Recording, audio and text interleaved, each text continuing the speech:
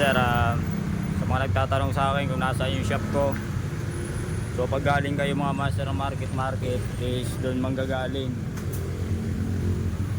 Ayan, so market tapos may makikita kayo dyan na ayan, magiging dalawa yung daan yan. Huwag kayong aakyat doon sa taas, baba kayo dito mga master sa ano, sa baba papuntang Palar.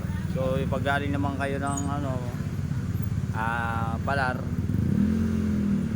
o kaya ano, galing kayo ng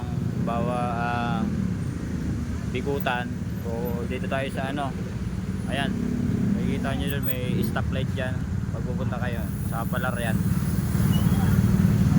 So ayan, stoplight ng Palar, papasok kayo ng palengke mga master, then iikot kayo, then dito kayo tatagos yan sa yan, yung Abraham Street na yan.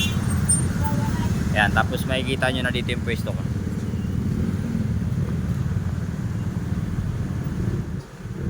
Ayan.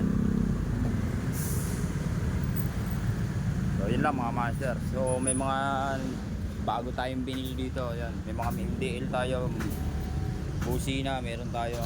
So ayan, mga parts natin mga master is halos complete tayo sa parts. Ayan. Ayan, mga bago natin pinamili yan. Diyan mo, hanggang dyan pa yan, hindi pa ako tapos mag-display. Yan, hindi pa tayo tapos mag-display mga master. Hanggang dun yan, ayan o, 4 na karton pa yan. Meron pang 2 karton dyan sa ilalim, at saka meron din sa taas. Pero yan naman ay mga stock.